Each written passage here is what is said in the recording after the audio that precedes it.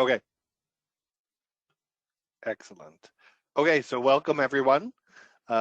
This is our third installment of the Infrastructure as Code series using Terraform. This is what I like to call the advanced edition, the full-on DevOps version. If you were able to join us previously or not, we had the beginner edition, which is the basics of what Terraform is, how it compares to something like ARM, the Azure Resource Manager templates, you know, the pros and cons, and getting a feel or an idea for the language itself. The intermediate edition, the middle one, took that a step further then and built on what we learned from Terraform Basics to be able to use like code reusability, so modules and referencing existing resources and that type of thing. And so this presentation effectively builds on that, uses the same or similar type of Terraform example where we were deploying a hub and spoke network topology, or we can deploy applications into a network and so forth, but through a DevOps process. So as we go out, throughout this, definitely feel free to either come off mute or put questions in the chat. I'll try to keep an eye on it on my second monitor here. Based on the topic that we're discussing, we can answer them there, or also I'll leave time at the end. We'll have some time to discuss anything else. Okay. So here's the agenda of this approach for this presentation. We're going to take that Terraform template constructs that we've built before. Doesn't have to be the exact same, but we'll keep it simple. And we're going to effectively test the deployment of Terraform using 3 different DevOps tools: Azure DevOps, GitHub, and Terraform Cloud.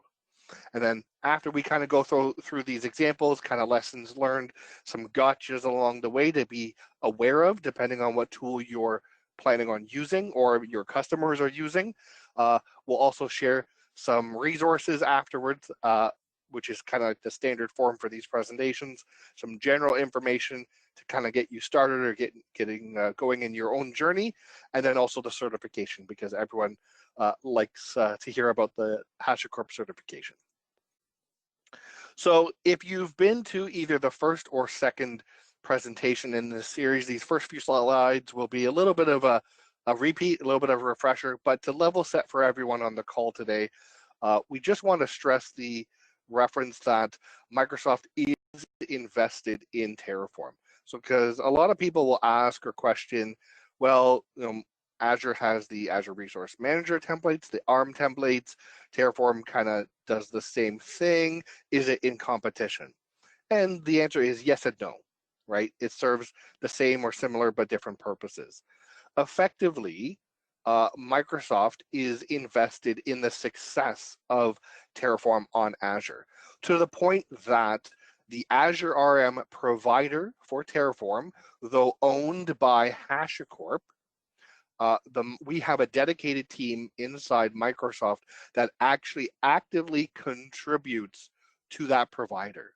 So they release updates to that when there's new features brought out, new technologies brought out in Azure, or modifications required and so forth. We actively contribute to that provider. Now, we're not the only contributor to that, but we do actively, heavily contribute in that joint relationship. So there's a team at Microsoft that works on Terraform on the provider, and obviously there's a team at Hashicorp that works on the provider, and they work very closely together. As an example or reference, the latest version of the Terraform provider comes out actually today at 2.43.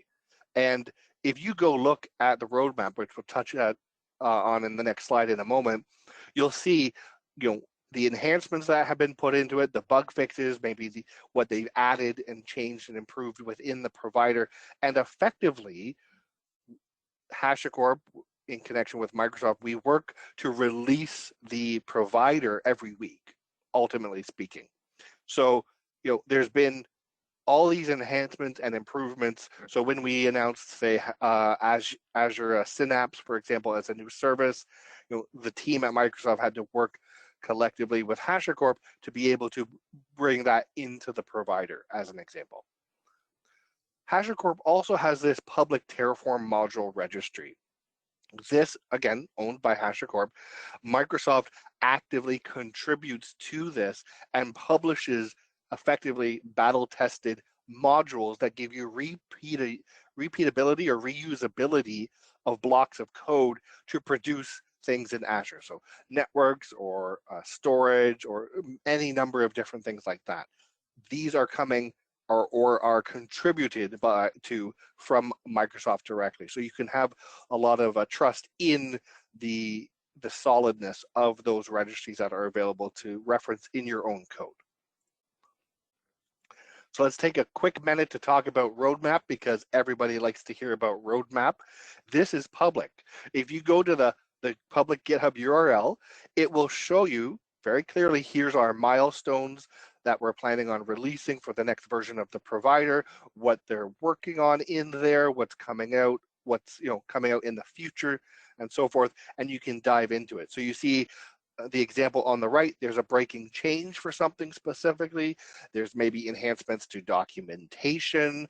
There's maybe like more new resources or new features that have been lit up in Azure that now have to be supported in the provider. So again, we contribute to this. We don't own it, but we work in tandem with Hashicorp to contribute to this being updated as quickly as possible. The goal ultimately is to have Terraform on par with ARM, ultimately speaking. That's the goal that we're driving towards, so that as soon as something's released, it's in the provider as quickly as possible, so that everyone is able to still use Terraform, because that's what they're using, and use the latest and greatest stuff in Azure. So some quick little highlights on the latest version of Terraform, which is .14. All right, we've had iterations over the years. Some of them were breaking changes from version 11 to version 12 and so forth. Some of the nice things that we see in version 13 and also now in 14, we have this concise diff. So if you've worked with Terraform, where you go to Terraform plan and it spits out all of the code as far as what's going to change, what's not going to change, they've actually kind of truncated that to be a subset. So instead of showing you the entire list of what's not going to change, they're only going to show you what's actually changing. Because if you're executing a large Terraform template that's creating a lot of different resources, that output can get rather long. So they've toggled it so that you can have a concise output for that. Now you can toggle it on and off, but it makes it a lot easier from a quick check to see, hey, what's actually going to change. The other nice item is that second one about sensitive variables, right? So think about like connection strings, SAS tokens, passwords, standard stuff. When that's being used as part of the execution of Terraform, it is going to be in the state file, which we covered in our previous session, but it's not going to be displayed in the output in the console. It will show that it's a sensitive value and effectively not show it. It'll say sensitive in brackets and not show the actual value of that. So it adds another layer of kind of protection, so to speak, just to kind of keep those sensitive variables a little bit more protected. The other one is this provider dependency lock file. Now it's really interesting. An associate of mine, Ned Bellevance, had a really good video in his Terraform Tuesday video a week or so ago about this dependency lock file. And what this does is when you have your version pinning in Terraform, whether for Terraform or for the providers that you're using specifically, you need to make sure you reuse the exact same version when you're in a team type of environment. So the dependency lock file effectively is another file that's auto-generated when you go Terraform Init, and it will read from that file if it already exists to ensure the providers that Terraform is downloading to execute your templates matches the hash, so that you're not effectively accidentally upgrading to a different version that wasn't previously used.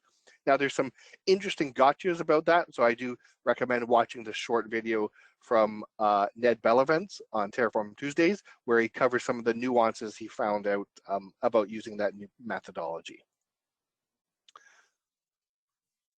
All right, so here's our reference code as an example, just a quick snapshot. So I have a directory with networking.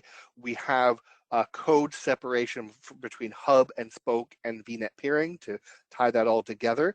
But we also have a separation of code for deployment so that effectively the hub module can be updated and iterated on, and then the actual deployment execution, like the plan or the TF-vars file that we're passing in, is stored separately from the actual module itself.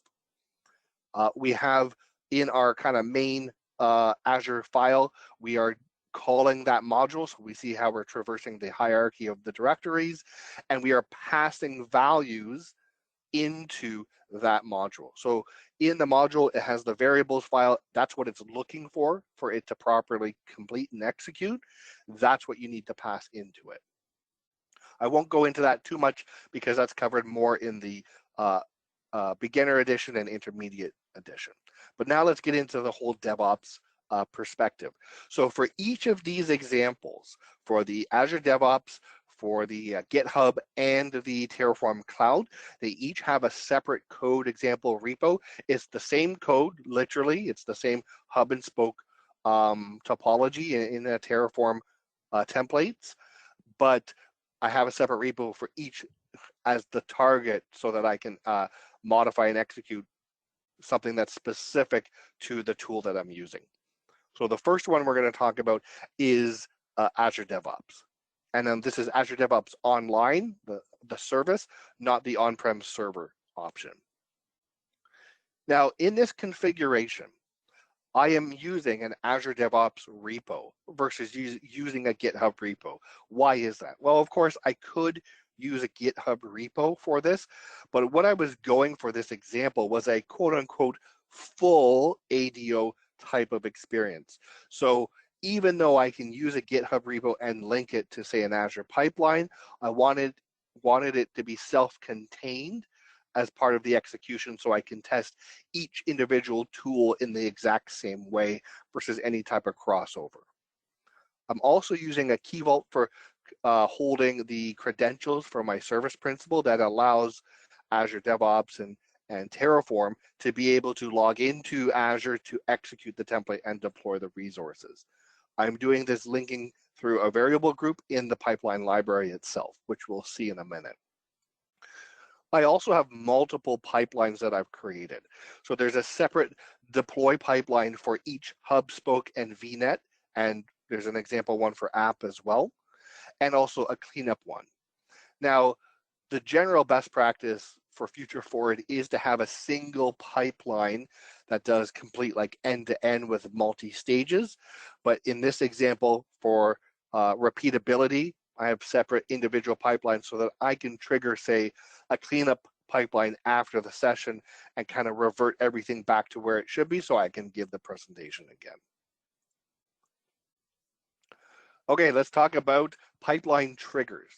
So here is where we're telling, obviously the pipeline, what's going to tell you to run. And we see we're linking it to the master branch. We see in the example, we can link it to a specific file or folder or directory. So some of them I have commented out just from a testing perspective. In this context for the hub pipeline, I can only target the hub files. So you don't want the hub pipeline, for example, to be executing if you're making a change, say, to the spoke modules, for example, or the spoke deployments. That's not what you're targeting with that change. So you can narrow that scope to say only focus on this specific directory or even these specific files. If those change, then execute the pipeline automatically. Lots of flexibility here. With the pipeline variables, this is where we can store sensitive values and also non-sensitive values.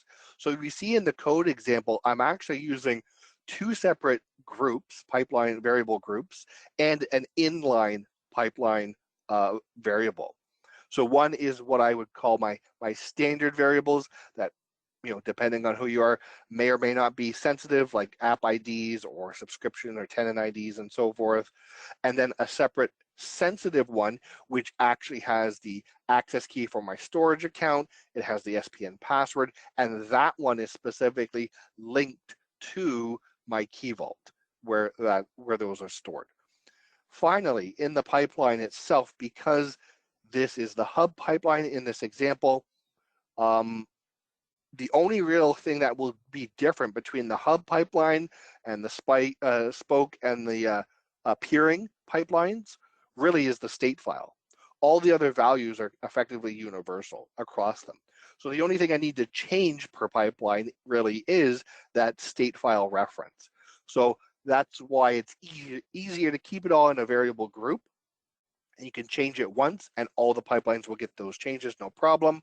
And then specific to this target, which is the hub, I just need to change the value and that's used as part of the execution. So I know this is a little bit of an eye chart and it's not meant to test your vision, but these are the steps for executing the actual Terraform deployment. And a few things are highlighted here that I want to call out.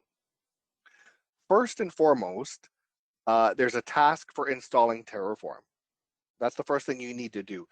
But by default, it does not have a Terraform version reference. So if you recall from the first and the second presentation, our discussion around Terraform or version pinning, you're going to want to ensure your pipeline is also executing against the correct version of Terraform based on what you've written in your templates and what you have been testing with up until this point before you've been doing DevOps. Because you don't want to accidentally have the pipeline execute on, say, version 14 and change the state file when everyone else on the team is using version 13, right?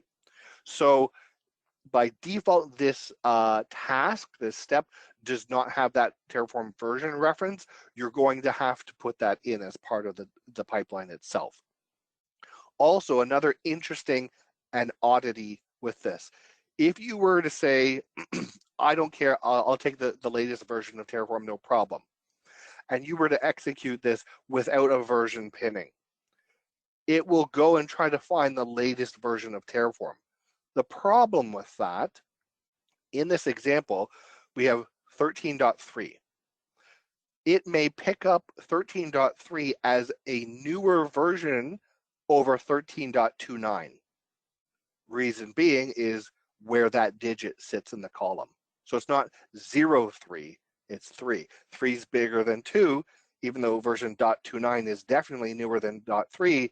So that's something you got to keep in mind, a little bit of a gotcha, and why it's effective to do version pinning anyways, even if you don't have to or don't want to, just to add that extra layer of protection there. The next thing we have is the login to Azure. So this is obviously running in Azure specifically for its target. And we're passing in as variables our application ID and our SPN password and our tenant ID. Those are all coming from our variable group. So it's not like they're inline. It's not like necessarily the individual that's triggering the pipeline or even creating the pipeline itself needs to know those values. Those could be stored in Key Vault also and just be passed through as a consumption point. Now with Terraform Init, you have to add a few of the extra kind of parameters in the command line like you see here, depending on what you want to do or what you want to target, right? So we're telling it we want the backend configuration to be a storage account and where that storage account sits. And then the backend key is effectively that state file that we referred to before. Now, the other thing that's not out of the box when you follow the steps for a Terraform plan, even if you're following kind of like the pipeline assistant that kind of fills in some of that for you, is the variable files. If you have a vars file, a TF vars file that you want to use as part of the execution, you have to add that into that script block. It's not there by default, and if you're not aware of it, it won't pick it up unless you have it named properly. Also, if you're trying to get a plan file, out of Terraform as like an artifact to say this is exactly what was executed on this pipeline run, you have to manually add in that -out part of the parameter or the command line. And then we reference that in Terraform apply, specifically targeting that plan, because if someone has updated the Terraform code in between these two steps, even though they're pretty quick to execute back to back, then it could just apply what it sees in the repo and not exactly what your planned execution that you want it to be. Now let's talk a little bit about pipeline chaining. So again, future forward approach is to have that multi-stage, single pipeline, multi-stage YAML approach. But depending on your customer scenario, that might not meet their needs. So you can build individual pipelines and effectively daisy chain and link them together. To do this, you add a pipeline as a resource, and you say, this is where the dash pipeline is, this is what I want you to execute. And this under source is telling it what is going to trigger that execution. So we see the trigger is set to none, and we're not using like branch references or paths or anything of that nature, but we're effectively saying once the hub pipeline has completed, then go and trigger the spoke pipeline automatically afterwards. So that's how you can kind of develop those in succession in their own little bubble, and then kind of stitch those back together, kind of like a puzzle. Okay, so let's jump out of that real quick and see that in action. And it looks like it's showing up, so I think I should be good there. Sorry. All right. Sorry, Adam. Yes. Just a quick comment on your previous slide. You can use the wildcards. Yes. For the paths, you don't have to specify every single path. You want to just say, I want to have trigger this pipeline on any changes to the TF files in this folder. Yeah, good point. Thank you, Max. Appreciate that. Yeah, you're right. So you can definitely have that wildcard. You don't have to list like all of these here. You're right. You could just specify the directory and anything inside there, or even have like wildcard patterns specifically. Yep. Good point. Thank you. Okay, so here, if I go to all pipelines, we see, aside from some other ones I've been playing around with, we have deploy hub, deploy spoke, deploy a sample app, do the VNet peering. So if we go to deploy hub and we execute the pipeline, hit run, we don't have to necessarily wait and watch paint dry, but let that kind of kick off. While that's running, if I go back to one of the previous executions,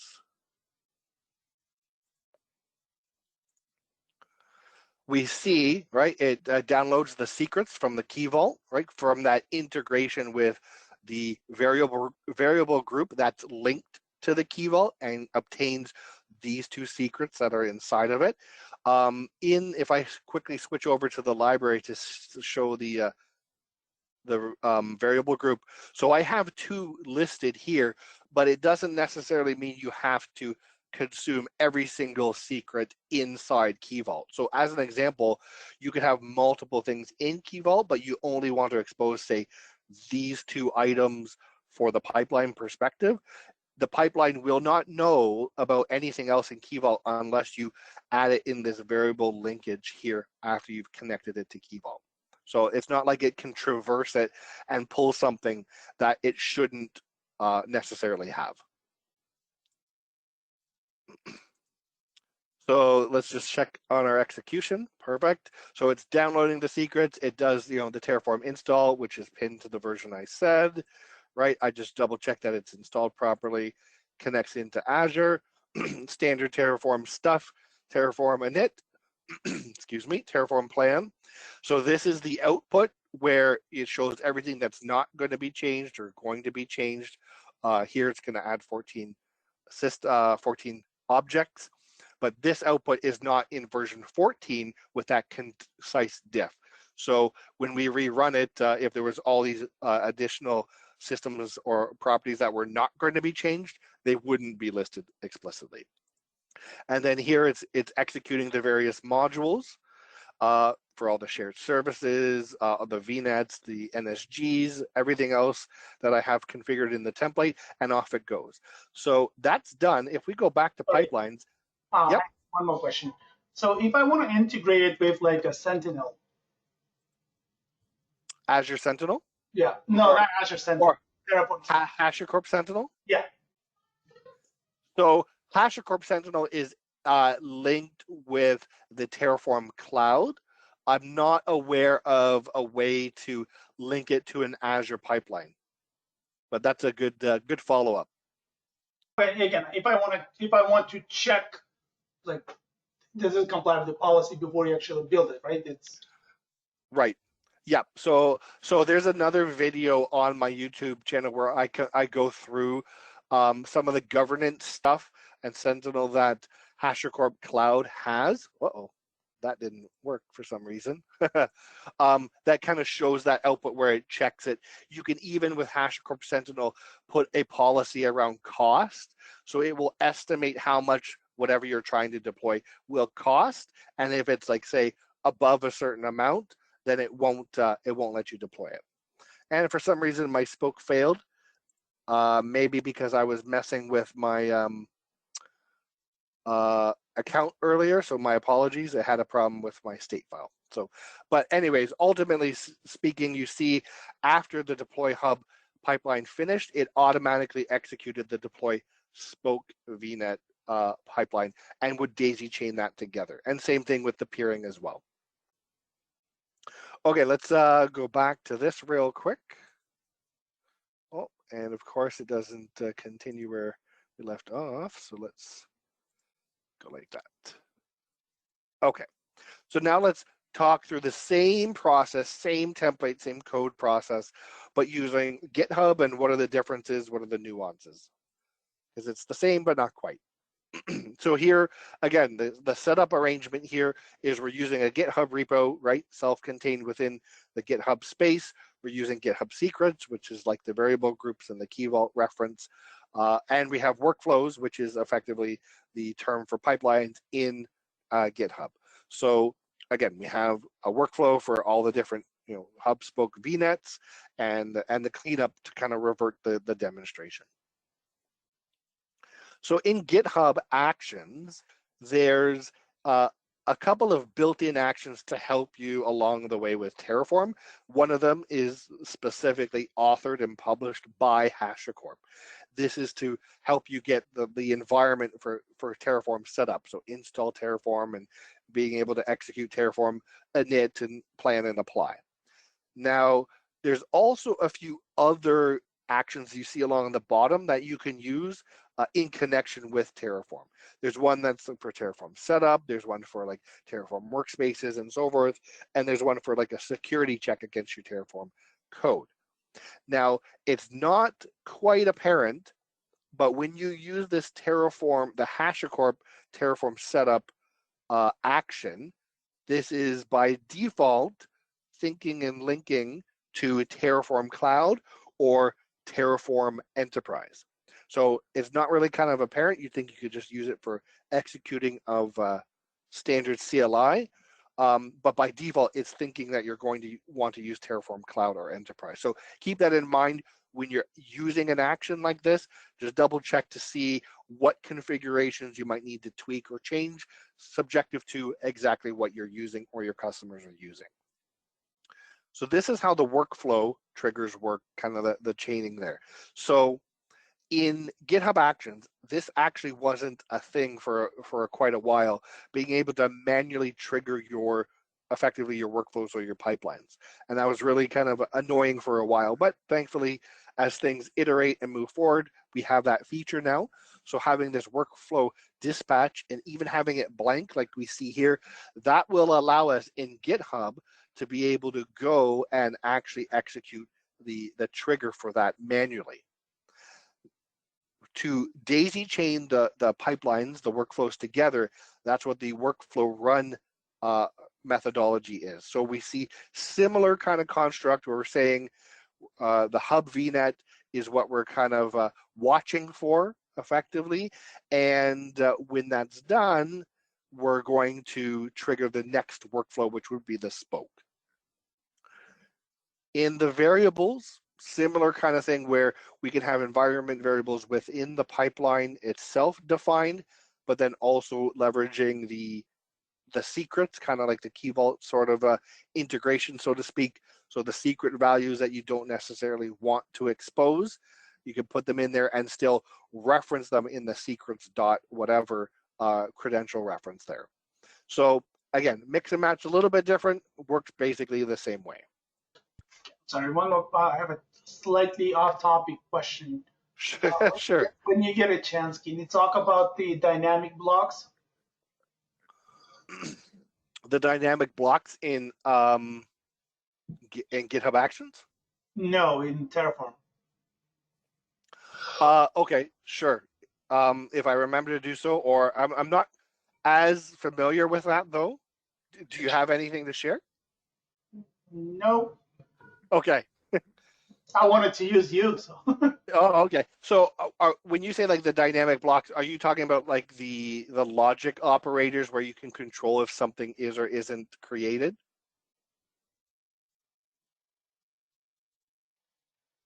Let me double check. I think, and again, I think it's a iterate for the loop and get more than one value, but all right. Oh, okay. Yeah, get back to me on that. Alrighty, just continuing on with the workflow job. So this is the part that's actually doing that execution, right? It's the task or the step from the Azure pipeline world where we're executing, we're saying, this is the directory that I want you to sit in as the root of executing our Terraform steps, like Terraform Init and plan and so forth, right? So in this context, right, for the GitHub perspective, we're saying here's the directory, and then everything that comes after that is where it's going to look for from the Terraform operators perspective. Now, in the steps here, similar kind of concept with the pipelines, the Azure pipelines, right, where you can have a Terraform version pinning. It's not necessarily there by default per se, but you can put that in. I don't recall if it has the same problem or challenge where it thinks .3 is a higher version than .29 as an example. I can't recall if that's just an issue on the Azure pipeline side, so my apologies, we'll have to go back and check that. But here again, we're referencing the API token, the secret, and in the actual Terraform Init, Terraform plan, where we want to add those extra things that aren't necessarily there by default when you add that action out of the box. So again, referencing our TF bars file, we're referencing a plan file that we want to produce out of this. But then also something unique to the GitHub Actions is when you trigger Terraform apply, we want to be able to say, we need to add this GitHub event name equals workflow run, because without that, when this executes, if this pipeline or if this workflow gets executed from like that daisy chain perspective, it will hit this step and it won't match any of these without that. And so it'll actually go all the way up to Terraform Init, Terraform Plan, and skip over Terraform Apply. So you're going to want to, if you're going to do that daisy chain kind of process like we talked about, you're going to have to add this event reference to workflow run, which allows you to be able to continue on it on the rest of the flow with either a manual execution of a pipeline or the triggering of that. One thing we didn't necessarily talk about is using the auto approve in the command. Obviously, that's a bit of a dangerous thing to do when applying and especially when destroying. But from a CI/CD perspective, right, you don't want the pipeline to sit there and wait for a human input. That completely negates the whole DevOps process, right, for automation.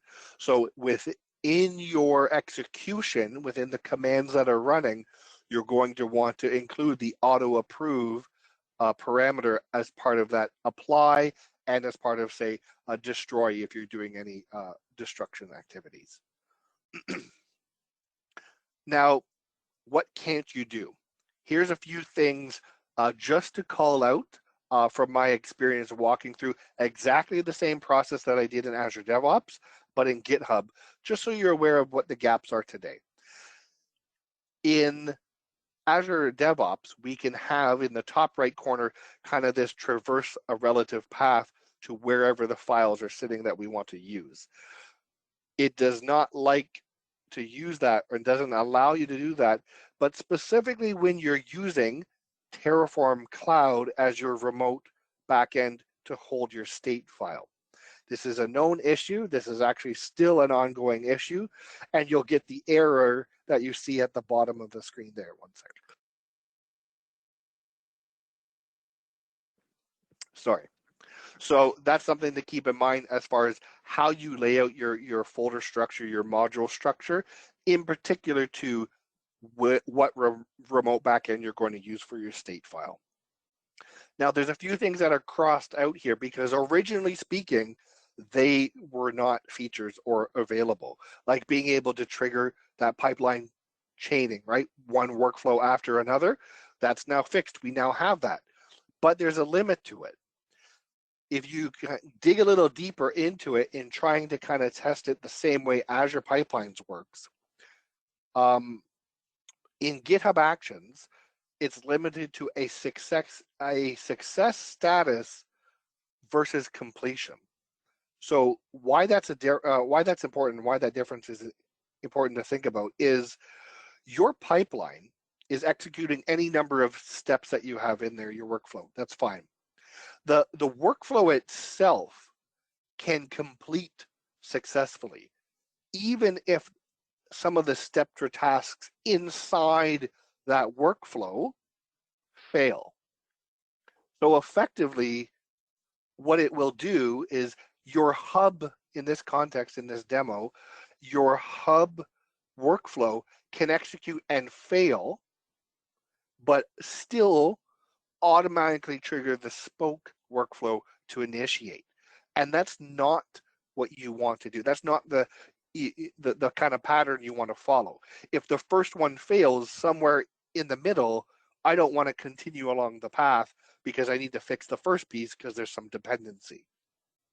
So that's a little bit of a challenge or a little bit of a limit to the logic in the current workflow triggers when they're chained together.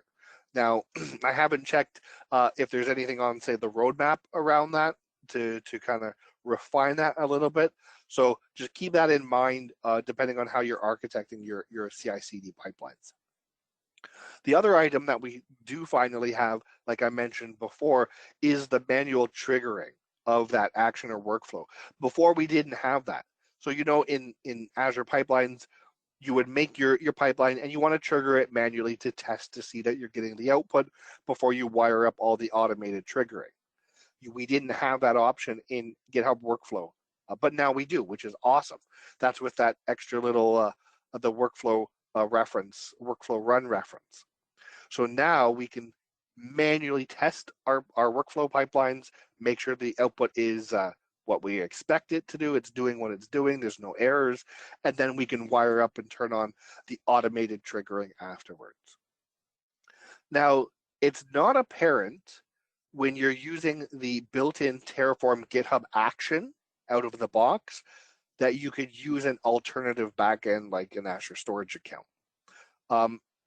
Out of the box, right, it's going to think that you're going to use that Terraform Cloud as that remote state store backend, and it's not really obvious that you're not locked into that, right? So if you're not aware of that and you're using that action, it has the kind of like the template ready for you to fill out the information specific to Terraform Cloud. It's not apparent that you can actually remove that part and change it to leverage a different location, like, you know, an S3 bucket in AWS, a storage account, whatever. So just keep that in mind if you're going to go the GitHub route and the workflows and the actions to be able to tweak what you're using to make it work for you. Max, did you look up that question? Or the, No, I'm sorry. Keep going. I got no distracted. worries. Okay, so here's what I'm gonna do for the sake of time. I'm gonna bypass the GitHub demo currently, but I can flip back to it at the end for sure. I just wanna make sure I cover the information so everyone has it, especially the resources as well. And we definitely can stick around for me to show anything else you wanna see with the pipeline stuff after. All right, so let's kind of quickly get through the exact same process, but specific to Terraform Cloud. If you're not familiar with what Terraform Cloud is, it's Hashicorp's effectively remote state store. It's kind of like a pipeline process, so to speak, as well. So with this, it doesn't have its own like source control. So I'm using GitHub as the repo. I'm using the variables concept within the Terraform Cloud to hold those secret identity stuff. And it has a concept of what's called workspaces. In Terraform Cloud, this is what we covered in the second edition of this presentation. There's a difference of concept in Terraform Cloud workspaces and say Terraform CLI, command line workspaces. Same term, workspace, different concept. So that can get a little bit confusing, especially when you go look at the documentation and you just look up Terraform workspaces. Double check what page you're on and the context it's talking about, whether it's Terraform Cloud, Terraform Enterprise, or the CLI, just so that you're referencing the right thing when you're doing it yourselves. Effectively, a workspace is a bubble, right? One workspace is the keeper of the state file. So whether you want to completely have a complete like end-to-end pipeline that puts all resources in a single state file, not necessarily a best practice, you can do that. You would need one workspace. Or in this case, I would have a separate workspace for the hub, the spoke, the VNet peering. Now, take note of the note that I have here. In the other two examples with ADO and GitHub, I have a separate workflow or pipeline for the reverse to clean up everything I've done to kind of revert my demonstration. You don't have to do that in Terraform Cloud. It knows and understands that what you're executing from a Terraform standpoint has to have the reverse available for deletion and destruction. So it's actually built into that same workspace. So you can go and click and trigger destruction or delete, and it will know what it's executed within the workspace according to the templates, and then effectively do Terraform destroy.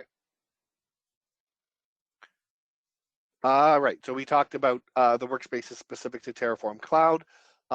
This is how it's kind of all organized. So if you're going to use this similar to what we have in ADO and GitHub, you're going to have multiple workspaces because that's the dividing line effectively with the state file, with variables that you're passing in and so forth.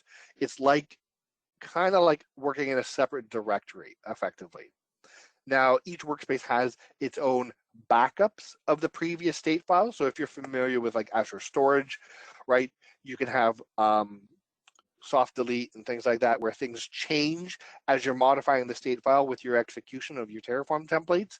Well, Terraform Cloud automatically kind of handles that for you. So you can revert back. Be careful when you touch the state file. In fact, don't touch the state file unless you absolutely have to. But at least it's a nice kind of like a point in time that you can effectively roll back if you need to get to a previous version. And it retains a record of all the run activity. So I believe on the next the slide after this, I think I have a screenshot of where it shows success or failure of iterations of that pipeline. With the triggers, a couple key things to call out about this. There's an automatic and path file change detection, but it has to be within the working directory. So if you remember from ADO and GitHub, you say, monitor effectively this branch and this directory or this specific file for a change, and then auto trigger my workflow or my pipeline. Terraform Cloud does that too, but with a little bit of a nuance. Notice in my screenshot here, I can't reference a specific file that's like in the root of somewhere else that's not in the working directory, and I can't traverse the hierarchy. I can't go up or down the tree path, if you will, to point to a separate file.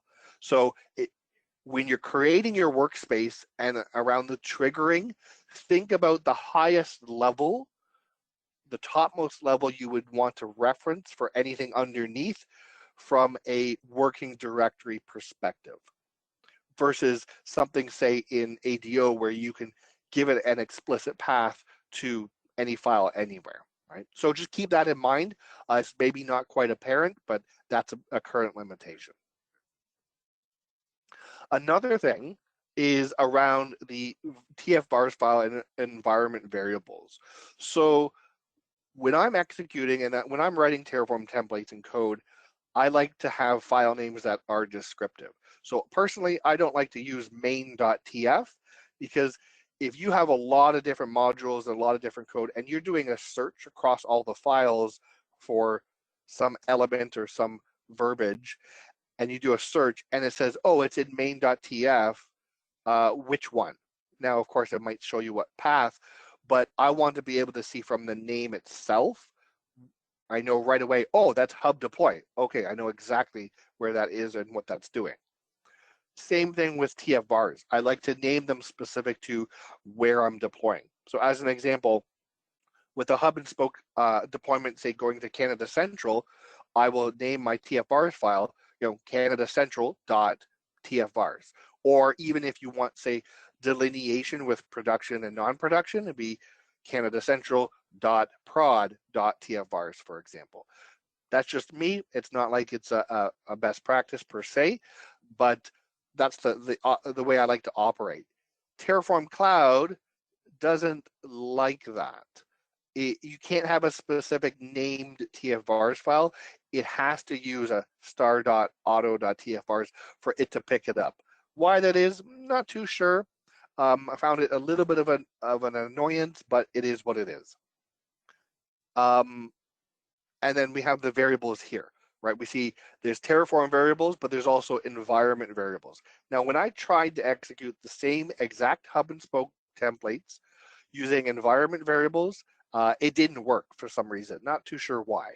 But when I changed them to be Terraform variables instead, you see one of them is set as sensitive for that SPN password. That did work for me. All right, workspace runs. This is the pipeline execution, right? It's actually going through, and here's that screenshot I was talking about, where I'm triggering a deployment. Either it's been applied successfully, it's had an error, or I've canceled it partway through. So this is in the context of that workspace.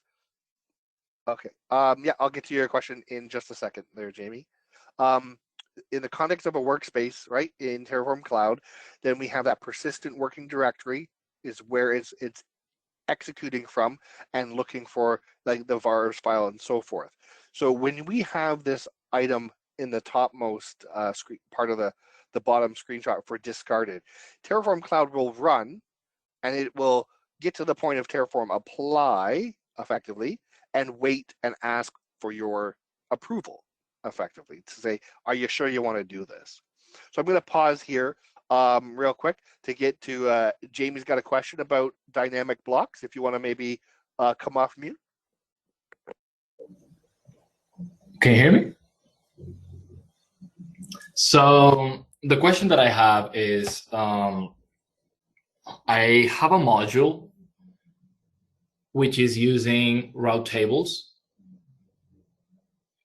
So the module is just for one route table.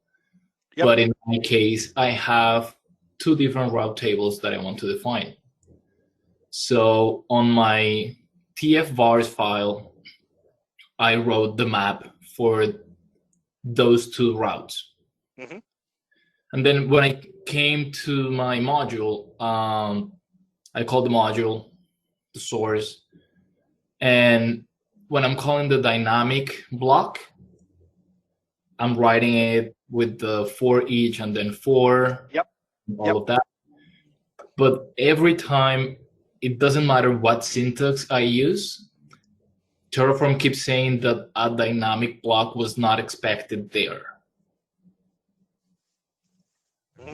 So the only thing that I can think of is that a dynamic block is not supported within either the module, or I have to define the module with a dynamic block, and then when I'm calling it, the module will see that a dynamic block is there, and it is expected. Right. Yeah. So to my knowledge, you don't have to write the module to expect a dynamic block. I've seen that exact kind of like configuration from where you have like the map of it. So you effectively have multiple maps. It's like an array, right? Yeah. Of Yeah. properties inside properties type of thing, and then passing that in the for each and loop and all that. I've seen that executed. In fact, I believe Microsoft's enterprise landing scale or enterprise scale landing zones, the Terraform version of that execution uses that exact pattern. So I have seen it used successfully, and I haven't seen anything where the module had to be modified in some way to accept that. So I have my contact info at the end of the deck. Just reach out to me, Jamie, with that scenario, and I'll see what I can dig up about that for you. All right, thanks. Yeah, no problem. Was that similar to your question there, Max? That was actually my question. Jamie asked me, and I didn't know. Oh, so I couldn't give him the answer. So. Got it. Okay. Cool. Thanks. Okay, here's another important thing I want to call out around Terraform Cloud, around the triggering. And this is a kind of a little bit of a not good awakening, kind of gotcha. Even though we want to daisy chain workflows together, just like we want to daisy chain pipelines, one to kick off the next, so to speak, right? In Terraform Cloud, that is not exactly how it works. So notice this big red arrow that I'm calling out. When you configure run triggers, when you want effectively the next workspace to be triggered, which is the pipeline, right? Notice this little kind of info box here. It talks about auto apply warning, that runs that are initiated from a run trigger will not auto apply. Even if, so regardless, even if you have auto apply settings selected. So what this means is maybe your first pipeline, right? Let's go with the hub, right? The hub pipeline, the workspace, whatever you want to call it, is executing because you changed some code. Brilliant. Okay, it gets through all that, great. It triggers the next workspace, right? The next pipeline, which is the spoke deploy. But when it's triggered, even in your code, if you have dash auto apply for the Terraform apply, it won't do it. It will actually literally sit there and wait for you to approve that execution. Why that is, I don't know why Hashicorp maybe decided that way, but that's a little bit of, in my opinion, a game changer in a bad way, to not leverage Terraform Cloud quite as much, or in a different way, I should say. Because naturally you'd want one to trigger the next. You do not want a human input for your CI/CD pipeline. That negates the whole process, right? So why this is kind of going opposite to that, I'm not too sure. I'll maybe see if I can get some clarity from Hashicorp and write a little blog about it, if they possibly are going to look at that. So let's summarize some of these points to remember specific to Terraform Cloud. You cannot have a custom named TFVARS file unless you use star, so whatever you want, .auto.tfvars. Not really a big, hang up, but for me, I found it a little bit of an annoyance just for the way that I operate. Not that big of a deal. The workspace working directory controls the root. So remember, put that at the highest level, depending on what else you want to call or use as a trigger point. And then, interestingly, something I discovered, because in ADO and GitHub, I have a separate pipeline for create and a separate pipeline for destroy, for cleanup. In Terraform Cloud, we have one workspace. And remember, we said we did not have to create a cleanup one. It already understood what it needs to do to effectively reverse that. But when you have the workspace, or let's call them pipeline chaining, where hub triggers spoke, triggers peering, for example, that chaining is also triggered when you hit the delete destroy option. So if I go to hub and I click in the workspace delete destroy, and it does the Terraform destroy process, it will actually trigger what it thinks is the next thing, which is deploy spoke. So that's a little bit of an oddity that I found that you're going to want to kind of maybe get some hands-on with to understand. That can kind of throw things off. All right, so we're going to bypass this real quick so I can get everyone the info first, and then we'll spend some more time at the end for everyone. All right, so let's talk about some quick resources so that everyone gets what they need to kind of continue along this learning journey. And bonus points if you know where these cards are from. So first and foremost, I want to call out TF Lint. If you're not familiar with this, it's part of the GitHub super linter. You can use it in Azure DevOps and GitHub. You can use it at kind of anywhere. It's a linter to check your code, because when you do Terraform Init, it does Terraform validate and says, yeah, Terraform code looks great, but it doesn't validate against the providers. This does. So if you watch this little rolling video, when it resets here, you'll see the configuration according to Terraform validate is good. It says everything's great, even though it's an invalid type. In this case, it's AWS. Validate says, okay, you're good. That's fine.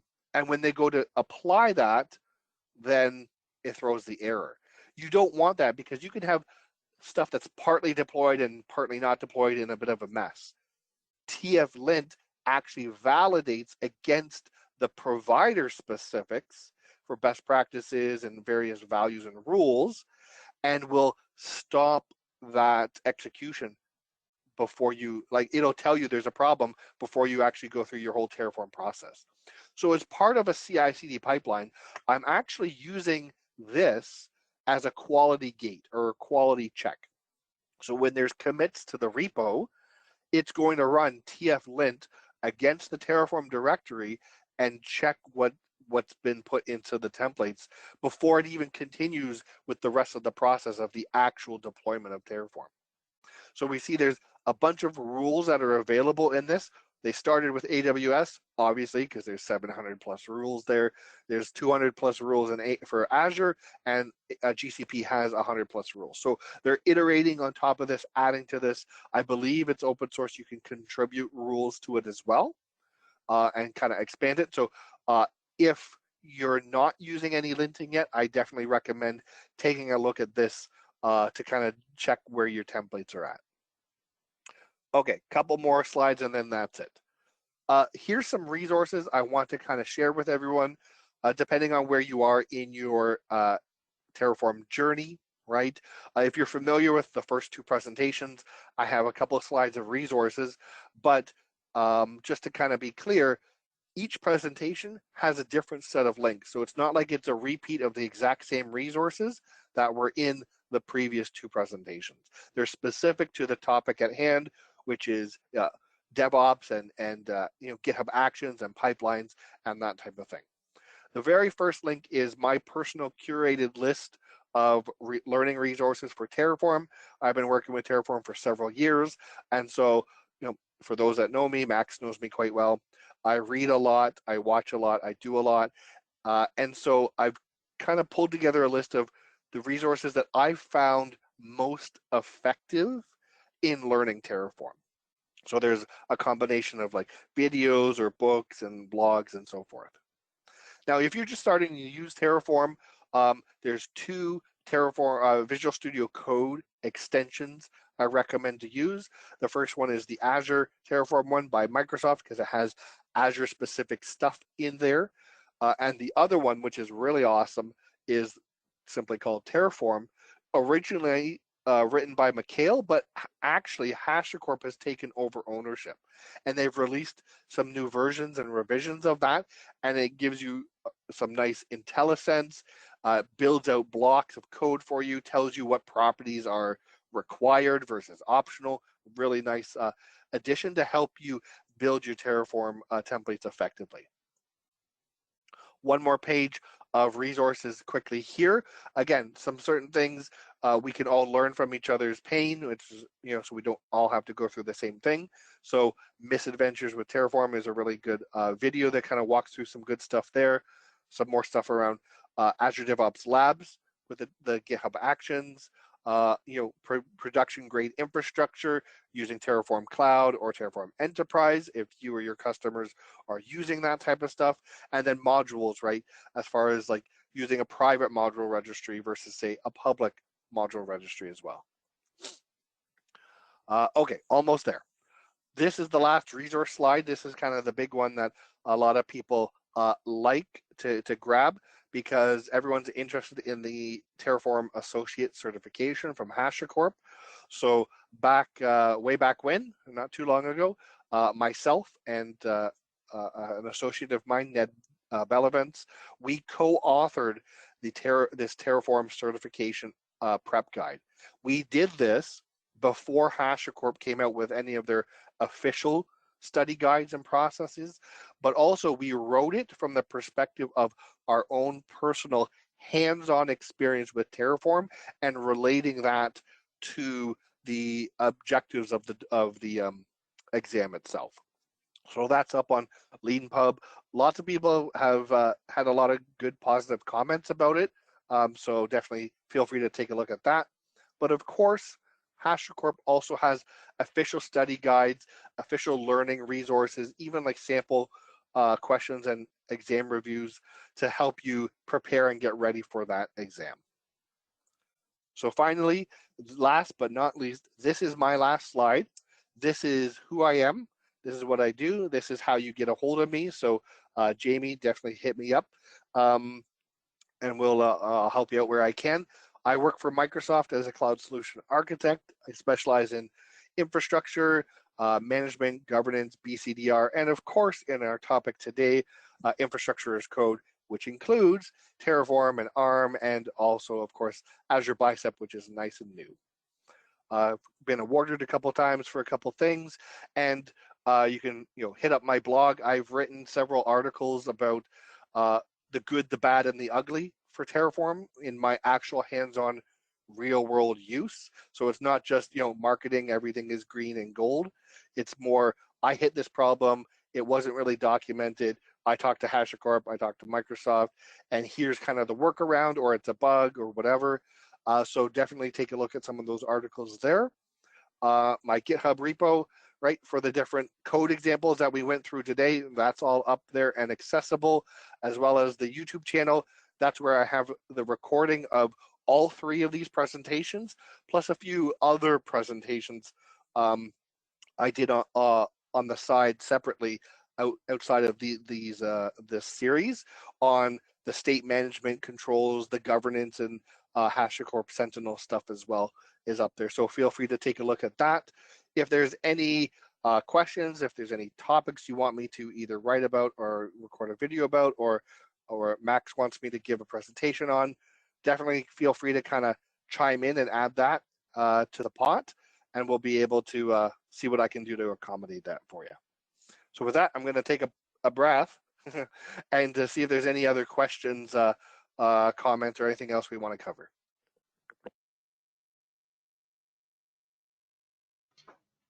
Anybody have any questions, comments? You can unmute yourself and speak up.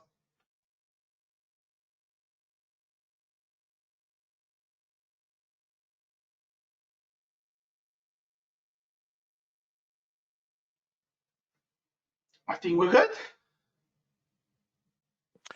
There's a question in the chat about, do we need a TerraTest to test? Good question, Michelle.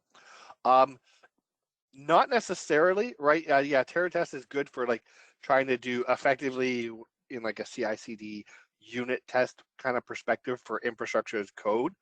It kind of depends.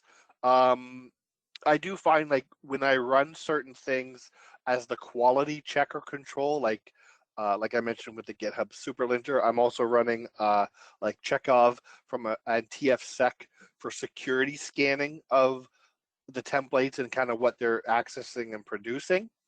But yeah, when we get to unit testing, it is a little bit difficult because it's not just like app code that you can build in a self-contained like container, for example, and easily check it out with unit tests, but you're building actual like infrastructure, right? Effectively in the cloud or wherever you're targeting. So yeah, you can absolutely do unit testing with Terraform, but you're going to want like a sandbox type of a account or subscription that you can target, and you can write tests in TerraTest and go and say, after it's deployed, this is what I'm looking for. So think about when you're deploying your templates, you're going to want to be able to get the outputs from the execution. So you get that connection string to the virtual machine or the app service or whatever, the database or whatever.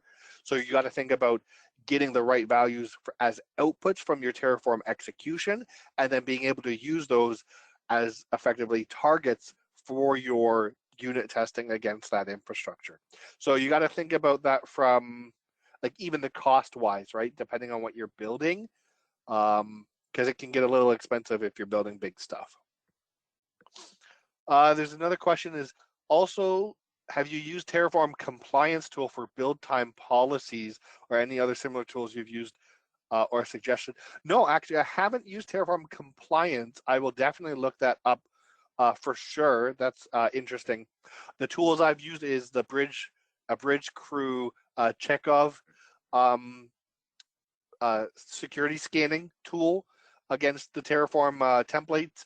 GitHub Superlinter I use because actually within the GitHub Superlinter, it does multiple things. It does TerraScan and it does TF Lint as part of that. And then it also has a bunch of other stuff targeted for AWS, Azure, Ansible, like lots of different languages that it covers. So it's pretty robust.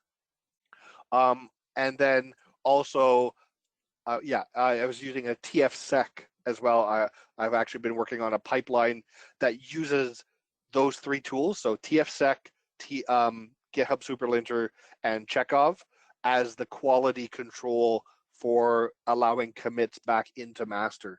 So once I kind of get all of that working fully, because there's some nuances that I was hitting, I plan to maybe write a blog article about that. So I will definitely look up Terraform compliance to take a look at that as well. Thank you for bringing that to my attention. I got a quick question. In your GitHub Actions, how exactly are you daisy chaining? So the GitHub Actions, so let me pull that up here.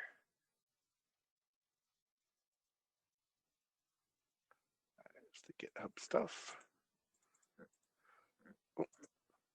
There. So this workflow run is that chaining perspective from a GitHub, the GitHub land, right? Where you say workflow is the pipeline that you're waiting to complete. So in this case, this is actually, this screenshot code example is sitting inside of this, the spoke part, right?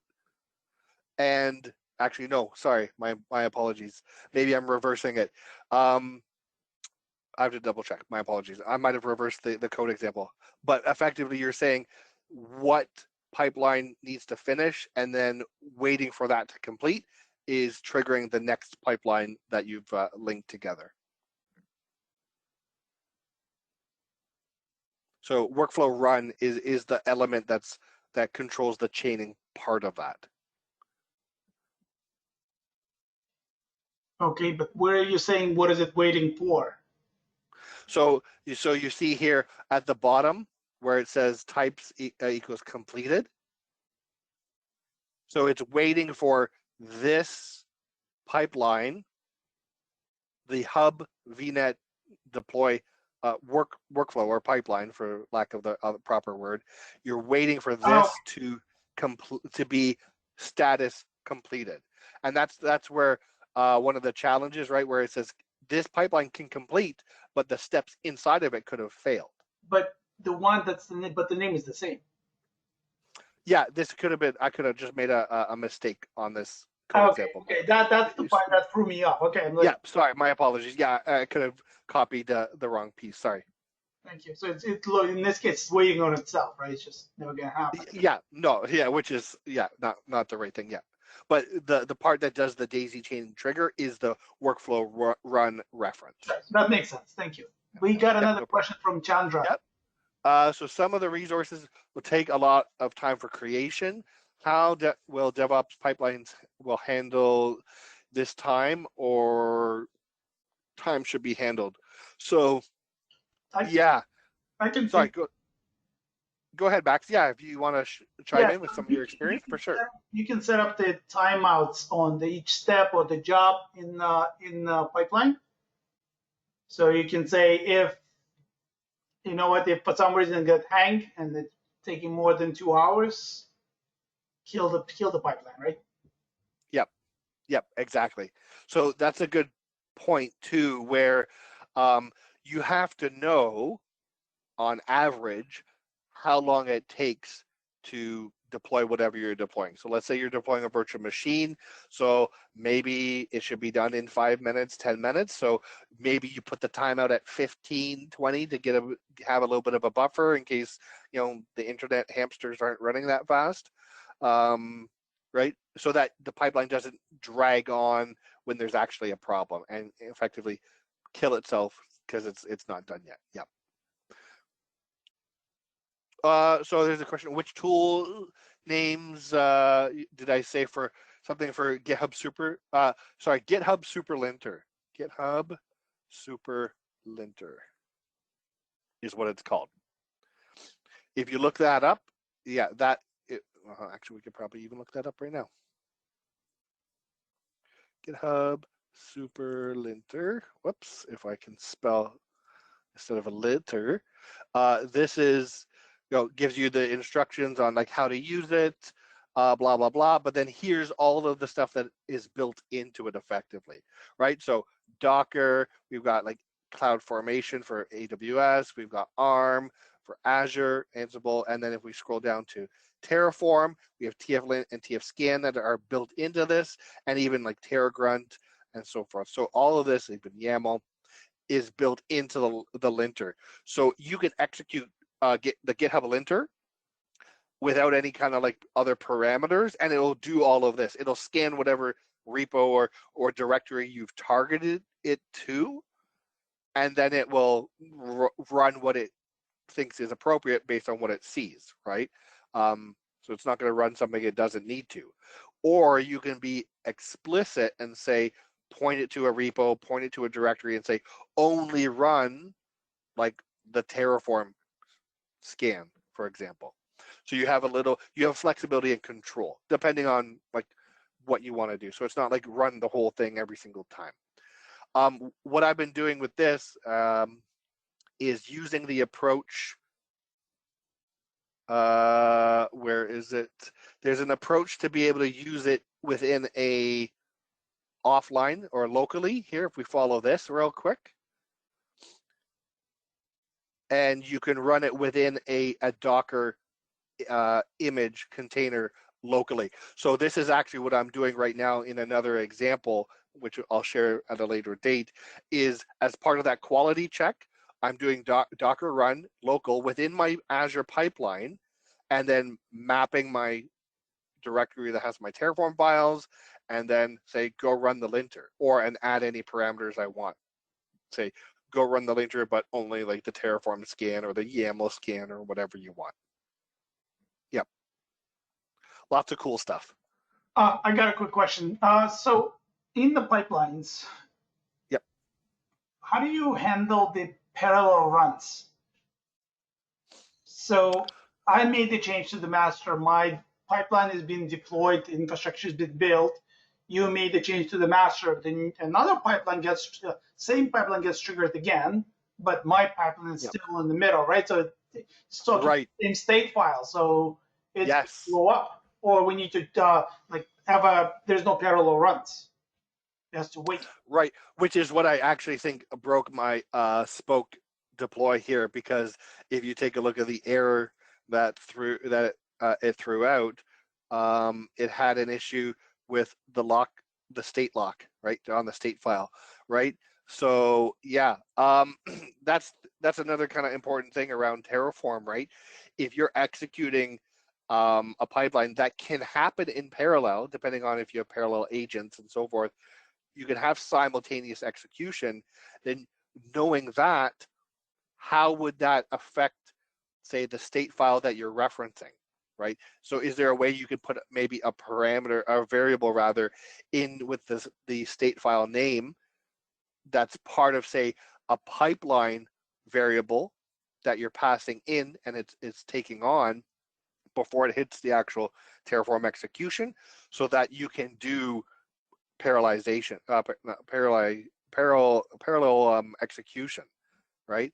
But the other thing that you can do with a pipeline perspective is you can batch them together, so which would actually control the pipeline. So if you already have one pipeline in the middle of execution and another one is ready to kind of go, it waits. It doesn't let the second one execute until the first one is done. Okay, I think batching makes more sense, because messing up with the states, you don't end up with multiple states. Right, or a corrupted state, which is worse. Exactly. Right, and so it's subjective to what you're trying to do, the environment, and like lots of things like that. But it is definitely something that you want to keep in mind. Let's see. Yeah, I have time for more questions. I'll put this back up in case someone didn't get my contact. So can you suggest the best way to manage Terraform state file drift for resources created manually in Azure? Excellent question. So here's what I'm going to show you. So I'm going to shamelessly plug this. If we go to my YouTube channel, this video here, exploring state management, covers two different common scenarios. One, I'm already using Terraform, right, to deploy my infrastructure, and someone made a change outside of Terraform, say like in the portal, right? And now that doesn't match. What do I do? How do I fix it? Or two, I've already created stuff in the cloud and I'm now just starting to use Terraform and I want to bring that under Terraform management. How do I accomplish that so I can unify those two? So when it comes to like state drift, that's effectively kind of what Terraform state does, right? When you run Terraform init and plan, it will go read the state file, check it against the target environment, right, and say, what is the difference, right? If it doesn't match, then effectively what will happen is Terraform very likely will overwrite and delete, in some cases, existing resources if it's not in the state file, because this is not what it knows to be real or true, right? So I cover that in that video. It's short. I think it's like 20 minutes long, those two different scenarios, because that's very common for sure. Hopefully that answers your question, Michelle. If not, feel free to come off mute.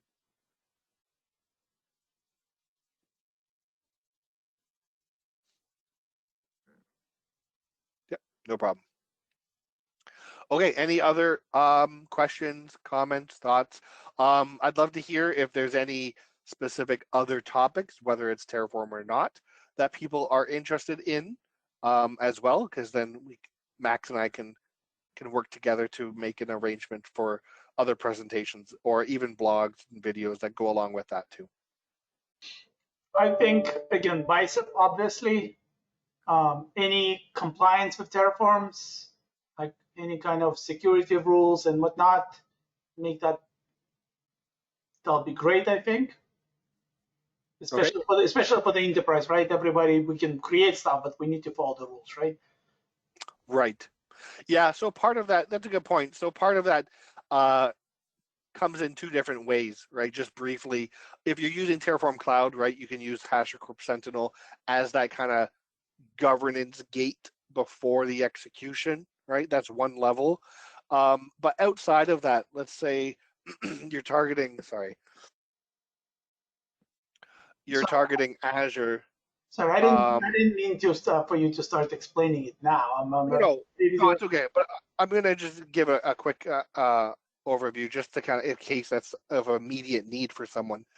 On the Azure side, right? Effectively, you would use something like Azure Policy to prevent deployments that are outside the governance controls. And then what would happen effectively is you're executing your Terraform, it's going to go to Azure and it's going to deny it, and the deployment and execution will fail. But yeah, so compliance, security, I'll make a mental note of those to see what I can, if I can put something, even like a short presentation together, because I know these three infrastructure as code series is a little bit long. They're at least an hour, if not an hour and a half, because it's a lot of material. So maybe in the future, Azure Blueprint with Terraform.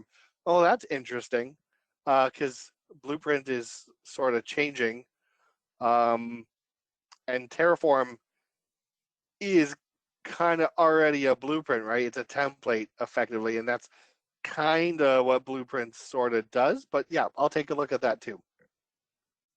See what I can, if there's something interesting I can put together.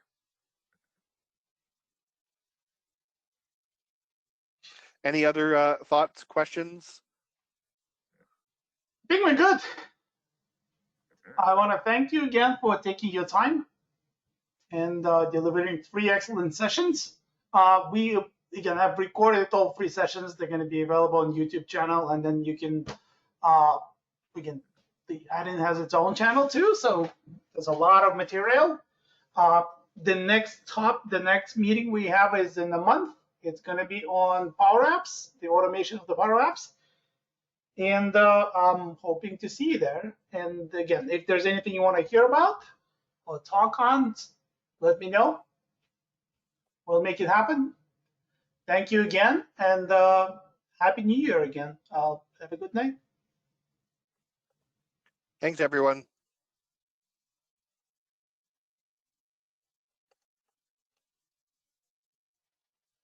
Bye. See ya.